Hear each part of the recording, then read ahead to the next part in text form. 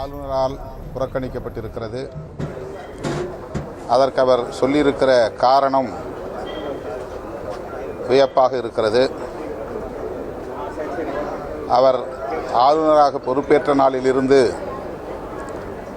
திமுக தலைமையிலான இந்த அரசுக்கு பல்வேறு வகைகளில் நெருக்கடிகளை ஏற்படுத்தி வருகிறார். தொடர்ந்து அரசியலில் பரபரப்புக்கான ஒரு ஆளுமையாகத்தான் இருக்க வேண்டும் என்பதில் குறியாக இருக்கிறார்.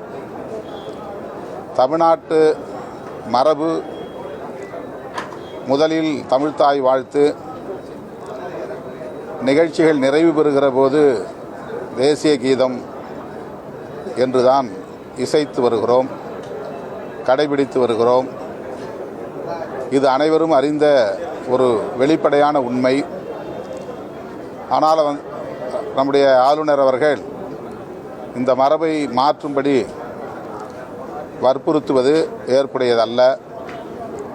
தமிழ்நாட்டு மக்களின் உணர்வுகளை மதிக்கிற வகையிலும் தமிழ்நாடு சட்டமன்றத்தின் மரபுகளை மதிக்கிற வகையிலும் அவர் நடந்து கொள்ள வேண்டும் என்பதுதான் முதன்மையானது.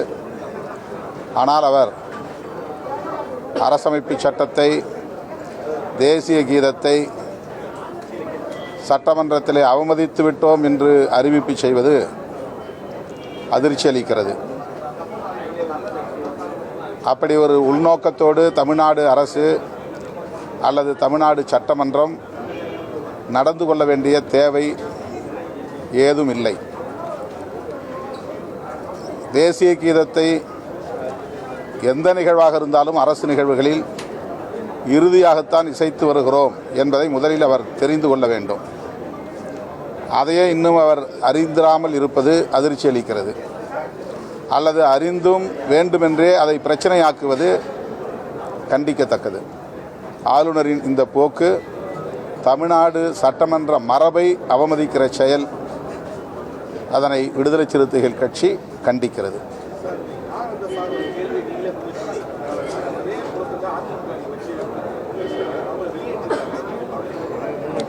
பாதிக்கப்பட்ட பெண்மணிக்கு நீதி கிடைக்க வேண்டும் என்பதை விட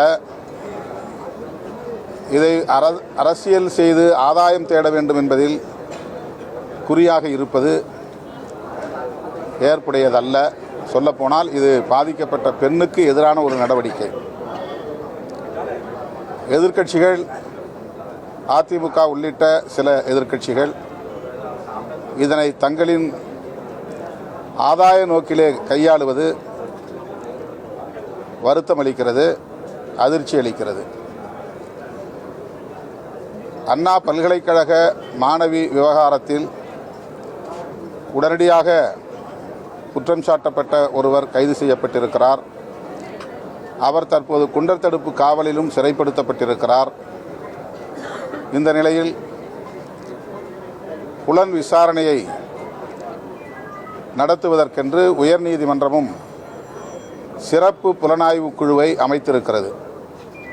இனிமேல் இந்த கேள்வியை எழுப்பக்கூடியவர்கள் சிறப்பு புலனாய்வு குழுவிடம் நேரடியாகவே எழுப்பலாம் அல்லது நீதிமன்றத்திடமே கோரலாம். தமிழ்நாடு அரசின் மீது அல்லது தமிழ்நாடு காவல்துறையின் மீது திரும்ப திரும்ப குற்றம் சுமத்துவது என்பது அந்த பெண்ணுக்கான நீதி கோரும் குரலாக இல்லாமல் தங்களின் ஆதாயத்திற்கான அரசியலாகத்தான் செய்கிறார்கள் என்பதை நாட்டு மக்கள் புரிந்து கொள்வார்கள்.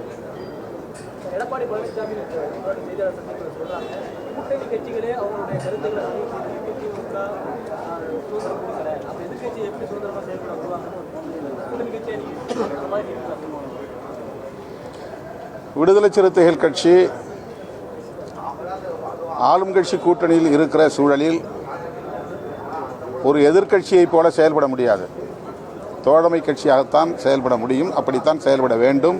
அதுதான் அரசியல் நாகரிகமும் கூட.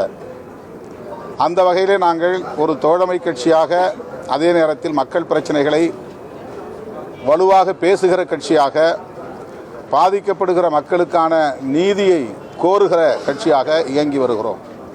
எங்களுக்கு அதில் எந்த சிக்கலும் இல்லை. ஆளுங்கட்சிக்கு சுட்டிக்காட்ட வேண்டிய பிரச்சனைகளை சுட்டிக்காட்டியிருக்கிறோம்.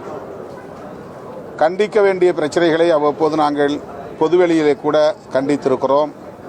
அது தோழமை கட்சியாக இருக்கிற எங்களுக்கு இந்த கூட்டணியில் இருக்கிற சுதந்திரம் என்பதை அவ்வப்போது நாங்கள் பதிவு செய்திருக்கிறோம், இப்போதும் பதிவு செய்கிறோம்.